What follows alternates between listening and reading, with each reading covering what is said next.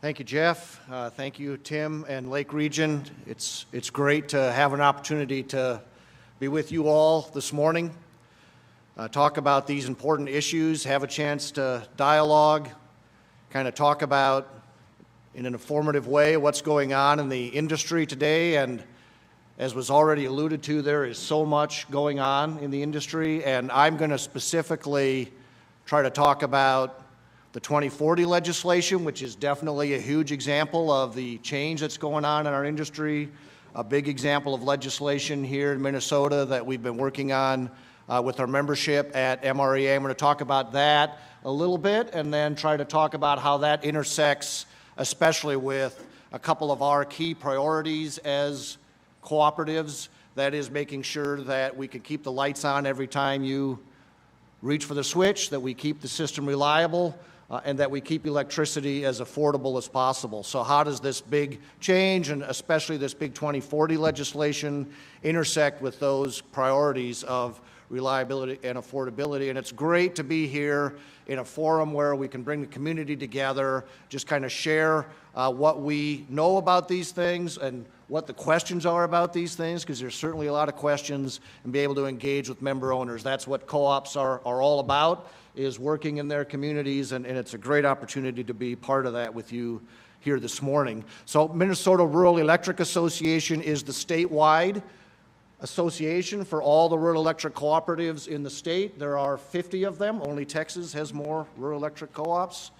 Of course, we don't want to be bigger than Texas, so they're all members of ours. 85% of the land mass in the state is served by rural electric co-ops at 1.7 million Minnesotans. About a third of the population of the state is served by rural electric co-ops. We worked on the 2040 legislation on behalf of the co-ops, and the legislature is wrapping up its session as we speak. And so we've been very active working on energy policy issues across the legislative session at MREA with our membership. We do other things as well. Safety is a huge priority. That was mentioned this morning, communication and education. So it's a great opportunity to work with our membership on a number of areas. And specifically wanted to share the work we've been doing and what's been happening at the legislature this session on the 2040 bill. How many people have heard of the 2040 bill? Yeah. I would expect most of you have. I would say it's the biggest piece of energy legislation that the state has ever passed. Huge piece of energy legislation. Passed in about 1 month, the first month of the legislative session. But it's not that they first came up with the idea when they went to St. Paul this year. This actually had been passed in essentially the same form in a prior legislative session. So they came into the session knowing what they wanted to pass. The House had passed it in the same form. It didn't pass in the Senate in prior sessions. But the Senate, either the people in the Senate had already advocated for it in prior sessions, or the new senators that were coming into the Senate to provide a majority for the DFL had ran on the platform. So this was the second key vote. Abortion was first. This was the second key vote in the session, where they held their caucus together for the DFL and passed this piece of legislation. So it passed within a month of the legislature coming into session, roughly a month. The governor signed it on February 7th. And they have made good on this effort in the legislature to pass these key priorities by a caucus vote. And that was kind of what they set out to do, and we've seen that happen pretty much as they set out to do it. And 2040 was one of the first key examples of that, where you had party line vote and it passed in both houses and signed by the governor by the 7th of February 2023. And what it does essentially, in one sentence, and we're going to talk a little bit more about what this means, but it requires that by 2040, all electricity that you purchase in the state of Minnesota, it's not focused on the generation source, it's focused on purchases, will be carbon-free. It also sets interim targets. It's not just that you get there by 2040, which is soon in the electric utility business, but it also says by 2030 you have to be at this point, by 2035 you have to be at this point, and by 2040 you have to be carbon-free. And in addition to carbon-free, it also reinforces and increases our renewable energy standard. We've had a RES, or a renewable energy standard, in the state since 2007. to say that we had to be at least 25% wind and solar, essentially, from a concept standpoint. Those renewable energy standard numbers were also increased into the future as part of this bill. Now, it's important to note that we were already rapidly decarbonizing as a state prior to this bill passing. This is a path that is not new for Minnesota. It's not new for the nation, certainly not new for Minnesota. Within about a year prior to this passing, within the last 18 months, say, what utilities have filed at the Public Utilities Commission showing what their generation portfolios were going to look like in the future showed that even prior to the passage of this bill, by 2032, all utilities in Minnesota as a whole would be 70% carbon-free by 2032. So it was a path that we were already going down rapidly as a state. This certainly accelerates it and puts some mandates in place to make sure that that continues to happen. Great River Energy is an example of, co-ops are already leading in this transition. Great River Energy, for example, which is where Lake Region Electric Cooperative gets their wholesale power from, and they're going to speak to us about their future plans now in light of the 2040 bill in a little bit. But even before this, they were committed to an 80% reduction by 2032 of carbon. So co-ops were already leading in this path to transition to renewable energy. But by passing this bill, Minnesota is not unique, okay? This is not something that no one else in the nation is doing. In fact, 21 states and territories have already acted on kind of similar concepts. So I want to be clear that this is not just something that Minnesota has baked up and no one else is doing. But the other thing that's worthy to note is by passing this bill a few months ago, we have now jumped pretty far into the lead, if you will, on the aggressiveness of what this standard establishes. So the District of Columbia and Rhode Island, both really big, a lot of our resources come from those two areas. They're still ahead of us in terms of the timing required, but we're now tied with New York for either first, depending on how you think about District of Columbia and Rhode Island, or third, and again, kind of tied with New York in terms of the aggressiveness of the standard that's been established by this bill. And of those 21, roughly half of those, as the slide shows, are goals. So they've set things that are actually not required by law. And to be clear, the 2040 mandate in Minnesota now is not a goal. We sort of had similar goals essentially in the state already prior to this bill, but this bill now makes it a mandate that we have to get to these levels by 2040. And at California, in the energy, if you follow energy policy very much, you probably hear about California a lot. It's one of the states that's pointed to as doing a lot of these pretty aggressive policies. They, for example, are 2045 as a standard to get. So what does carbon-free mean? One of the things that I want to try to make clear, this is a very complex topic, of course, in general. One of the things that's interesting and hard about this is how complex it is. But specifically, kind of what it means is your generation portfolio has to change. And so this slide tries to unpack at a high level for the state, what does the generation portfolio changing mean? Where are we at basically now? 2019 is a year where we have complete set of annual data, so that's essentially a recent snapshot. And where do we have to get to by 2040 in order to achieve this mandate? So you can see, hopefully you can read those colors fairly well on the map there, that 25% is coal in 2019. So coal has to go away by 2040. And the specific links at the bottom of this slide, or if you search MISO, I'm going to talk about MISO and their reliability concerns in a moment, but if you search MISO, you can actually see any particular moment of the day what our generation resource portfolio looks like right now, because they're tracking that in real time. It often looks pretty similar to this 2019 total. So you got to get the coal to zero. You got to get natural gas to zero. Again, that's a significant part of this slide of the 17.5%. Wind and solar obviously have to increase significantly in order to meet this standard by 2040. Hydropower is considered carbon-free in the bill.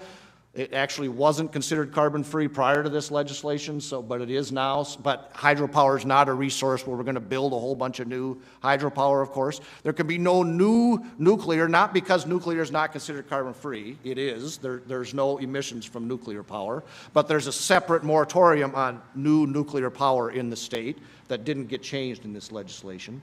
So one of the things that about generation resource mix, not for co-ops because we don't have any nuclear power plants, but Xcel, it was very important to them that they preserve their existing nuclear as long as possible. So nuclear will continue to be part of the mix for a while. They'll continue to try to extend the licensing for their existing nuclear plants.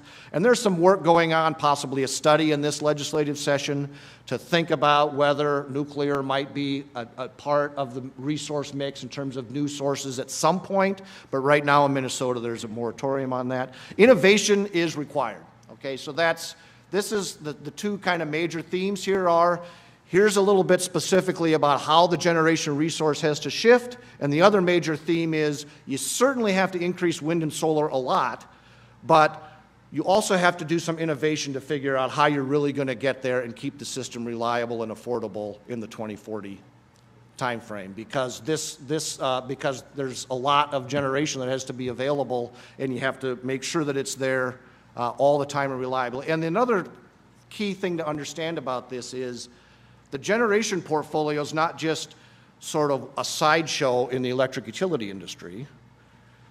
We're a very capital-intensive industry, so we spend a lot on infrastructure in order to get electricity to you, and roughly 60% of everything you spend on electricity goes to feed generation sources, goes to pay for generation sources, roughly 60 cents of every dollar. That's not a Lake Region specific statistic, but nationally as a rough rule of thumb, 60% of all the dollars we spend as an industry go to take care of these generations. So this is a monumental change because 60% of everything you spend has to shift from what's on the left to the bullets on the right by 2040. We're concerned about reliability as rural electric co-ops. It's a huge priority for us that when you reach for the lights, they come on every single time. And another key concept to understand about the industry is one of the things that makes this hard and complex is when you turn on the lights, we have to adjust generation then. Electricity moves at the speed of light. It's known as the most complex machine known to man, the North American electric grid. And when you make a change in load, when you turn on your heat, turn on your lights, the generation has to change at that time because we don't store generation on the electric grid. And so we have to have resources available to adjust real time all the time. We don't store it like you would in a water system, perhaps. It's a very fast moving complex system. Now, energy storage is a new thing we need to do more innovation on. So I say we don't store energy. Of course, that's not true. We do have batteries out there now, and that's a big thing in the industry. The problem is that for short-term battery storage, there's quite a bit of that going on in the industry, but it's still very expensive. So when it comes to affordability, we have to figure out how to make it more affordable. And for long-term energy storage, if the wind doesn't blow and the sun doesn't shine and it's very cold for days at a time, you essentially don't have that available. Great River Energy is a very innovative company in that area. They're working on a small pilot for a long-term energy storage. That's something we need to continue to innovate in because right now it's not available to really be able to fix this gap. So we need to be careful about shutting down gas and coal before we have adequate other resources available. Shutting them down prematurely is a risk to reliability, and we're concerned about that as rural electric co-ops. We're concerned about that as an industry. There are both economic and policy pressures that are already leading to reliability concerns, and we're concerned about dealing with this transition in a way that makes sure that reliability is retained as we go through this transition. And so this slide just gets a little more color on when I say we're concerned about that. I've been in the industry about 35 years now as a utility guy. But it's not just me that's concerned, okay? These are the people, these are not advocacy groups that I'm talking about here. These are the people that are responsible for keeping the lights on across the electric grid. And they are concerned about lights not being on all the time. So the Mid-Continent, MISO, for example, at the top there, I said you could look real time at what the generation mix is across the grid right now for MISO because they're the ones keeping track of that. They're not advocating for energy policy. What they're doing is trying across a 15-state area roughly to keep the lights on. They have warned recently that in order to get to a low-carbon future, what we need now is more gas, not less, because gas is adjustable and you can call on it when you need it. And in the short run, we need more of that to make sure the electric grid is reliable. NERC, which on a national level sets the standards for reliability, similar warnings. They warned in their in December of 2022 that more resources are needed, and specifically for MISO in this region, we have 1,300 megawatt shortfall in capacity during peak load conditions, and then it's an accelerating trend. Yesterday, NERC came out with their latest assessment, and this problem has percolated even more broadly across the country. So essentially, they're again saying, we're concerned about reliability and over a broad area. Now, they clarify that if the weather's good, we're fine. So usually the weather's good here, so I shouldn't be a problem. FERC, who is another regulator in this area, actually sets the standards with NERC, recently said at a conference, this is the FERC commissioner about reliability, that the U.S. is heading to a very catastrophic situation in terms of reliability. So this is not to say that Tim and I are worried about reliability. This is to say we have a real challenge in the industry here to adopt new policy mandates and keep the lights on all the time. And unfortunately, I'm not here to tell you the job's easy and we have the answer.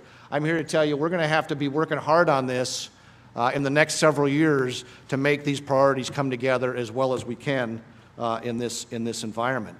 And there will be some more good news. I mean, again, Great River Energy, Lake Region has been on the forefront of dealing with these challenges. So they're well positioned relative to other people in the utility industry to deal with these challenges. And so they're going to share more about that soon. And so that is some good news coming up. Affordability, like reliability, is also a challenge. The key concept here is that if you build more generation only for the purpose of meeting mandates, that costs more money.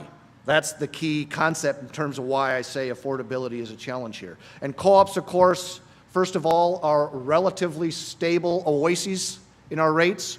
Xcel and Minnesota Power, two investor-owned utilities, are both in the middle of trying to get something like 20% rate increases right now.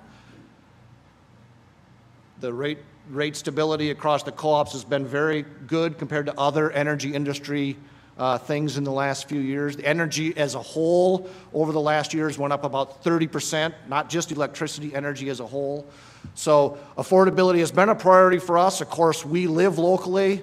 The people that govern Lake Region pay the electric bills for Lake Region, so inherently in our model, affordability is a priority. Supply chain's also an issue right now for affordability. So this is another aspect that we have to pay attention to, and the 2040 bill continues to add some more pressure. Now, Tim mentioned that we were able to get some amendments to this bill, so I'm very pleased that that happened. It was a big step forward in terms of us being able to deal with this new mandate in a way that helps to respect reliability and affordability. The co-ops were the only organization at the legislature that got amendments to the 2040 bill. So I'm pleased about that. I think it was a good achievement. And specifically, I'll talk about those, but a couple, they're related to these renewable energy credits, so I need to tell you what those are in the bill. Renewable energy credits are if you generate wind, but you don't have to prove it was wind or solar. Then you can sell a credit, you can sell the attribute that it was wind into a REC market, into a renewable energy credit market. So you don't have to prove to a regulator that it was wind, so you can peel off the fact that it was and sell that into a market. This bill allows you to buy and sell out of that REC market if you're still using gas or coal by 2040. So one of the things that this bill allowed you to do is when I say carbon-free by 2040, if you do still need 5% gas in order to meet your peak loads, you can buy 5% RECs to consider that carbon-free, okay? So that's an important relief valve in the bill because we're going to need gas for the foreseeable future, as I just highlighted MISO saying, for example.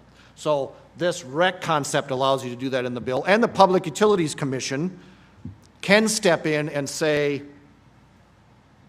reliability and affordability are at risk, so we're going to hit the pause button. We're going to make some adjustments. So that's another relief valve that's in the bill. One of the amendments I mentioned, I'm going to talk next about the amendments we made. One of the amendments we fought for was that really should be our boards for co-ops, because we're not regulated by the Public Utilities Commission in most respects, and we shouldn't be. We're regulated by locally elected people that pay our own electricity bills. They should be the one monitoring these relief valves for us. That argument did not prevail. So co-ops, like the rest of the utilities in the state, will be going to the Public Utilities Commission if we feel these standards are threatening reliability and affordability to too great a degree, and we'll be making a case for that to make adjustments in the standards, which is allowed under the bill. So the fact that we are able to work across the aisle as co-ops as effectively as we are is certainly one of the key reasons, as well as our engagement with our communities. The fact that our directors and you all as co-op members engage with our legislators to talk about our concerns, and again, we're able to do that in a bipartisan way. Those were really the key reasons why we were able to achieve some amendments here. And one specific amendment is, I had to talk about what renewable energy credits are in order to set the stage for an important amendment we got is by 2030, that's the first timeline. Remember, the bill is 2040 carbon-free, but it sets interim targets. It's by 2030, you actually have to be 80% carbon-free. Except for, under our amendment for co-ops, that number is 60%. That puts us in much better position, not just for GRE, which again has been a leader at getting to these standards already, but even for the other co-ops across the state, puts us in a much better position by 2030 to be able to do that without buying RECs. Because if you couldn't meet the 80%, you had to go to this REC market and purchase wind and solar attributes that other utilities didn't need. And 2030 is tomorrow in the industry. So one of our arguments was, you're not going to change the generation portfolio by 2030 because nobody can build anything that fast. So you're really just telling us we have to go to the REC market. And for co-ops, if we go to the REC market, electricity rates are the direct, we don't have a profit motive. That just means electricity rates are going to go up. So this change for the 2030 standard should be a big help for co-ops for affordability, in that it really puts our members in a position of being able to meet that 2030 target, most likely with resources that are going to be available by then. Also, partially clean generation counts. So we have co-ops that are working on carbon capture technology. That means that you have a gas or a coal plant. That's not carbon-free, of course, but if you can put the carbon in the ground, that's one of the innovations being worked on in the industry. If you can put the carbon in the ground, then it becomes carbon-free. That is a pilot kind of effort that's being worked on across the country, including by co-ops. You can't put 100% of the carbon in the ground the way the technology works, but you can put 80, 90% in the ground. And so we were able to get an amendment to say, well, let's allow that plant to continue to operate, and we'll consider it 80 to 90% carbon-free then, because 80 to 90% of the carbon is going in the ground. So that's another important amendment that we were able to achieve to keep the ability to have innovation in that area as an option in the electric market as we go forward. Also made some adjustments to the way RECs are considered in the market. Permitting reform is badly needed to balance reliability and affordability with these new mandates. And it's another huge topic in and of itself, so I won't be able to get into all the details, but it's definitely an area that we're working on at MREA, we're working on at NRECA, we're working on as co-ops, is that the rules were never meant to say you shouldn't build infrastructure, the permitting, NEPA and these kinds of rules. They were meant to say when you build, you should go through a process to do it well. But they've turned into more of a challenge with getting anything built. NIMBY, not in my backyard, has turned into banana, build absolutely nothing anywhere next to anyone, which is rapidly becoming nope, not on planet Earth. That needs to be reformed, because for any of this to work, we have to be able to build infrastructure and to build it more rapidly than we have in the recent past. The estimates about what does more rapidly mean vary widely. If anybody's looking for definitive answers, I would say as a 30-plus year industry person, we just really don't have them, but we know that there are areas that have to change, and one of those is we actually need more infrastructure, and we need it more rapidly than we've been able to build it in the recent past. And in order to do that, we have to permit stuff. So permitting reform is a huge priority for us at the state and federal level. One of the upsides that Lake Region has been plugged into is making use of some federal grant dollars in order to get more innovative projects built on the transmission and distribution system. Actually, today, after about 6 months of work, we're finalizing an application for cooperatives around the state, actually in a few states around here, to make a big application to do a whole bunch of innovative projects on the transmission and distribution system. $500 million worth of projects total, project cost, that would be grant funded by about half of that amount. So $250 million would flow into the co-ops and municipals across Minnesota and again some of the surrounding states. In order to carry out these projects, this gives you a map feel and some bullets on what those projects look like. Lake Region has got some projects under this umbrella. You've probably heard about the hybrid project here if you've come to many of their community meetings. It's a wonderful, innovative project with solar and wind. Included in this bucket, there's about 300 separate projects in this effort. One of those would be here at Lake Region to allow that hybrid project to connect to different distribution systems so that it could be even more effective and provide energy in more circumstances to different circuits. So that's an example of one of the innovative efforts that this effort would help fund through the IIJA project funding coming available, the Infrastructure Act. So this is an area that MREA has been working hard on. Again, today happens to be the day we're actually submitting this application to the Department of Energy, working with the state and a whole bunch of other stakeholders. So it's one of the good news things going on that I just wanted to let you know. And in general, your continued engagement certainly matters. Thank you for being here today. These kinds of activities are great examples of the beating heart of cooperatives. That's engaging with our communities. We don't need more mandates as we make this transition. And if you want to stay engaged, you can look at our website and social media sites. Voices of Cooperative Power in particular is a national NRECA. We're going to hear from them in a little bit. It's a national channel. It's a national way of plugging into what co-ops are doing all across the country. We actually use this for the first time specifically in Minnesota on the 2040 legislation. Some of you may have helped us engage using Voices of Cooperative Power to send your legislators information when we were working on 2040. If you did, thank you. If you didn't, there's some green postcards that were handed out as you came in. Yep, there's, maybe he can hold that up for, there's a green postcard. Yes, thank you. So that's an easy way to sign up for Voices of Cooperative Power, stay in touch with these issues, and stay engaged. So, if you have any questions,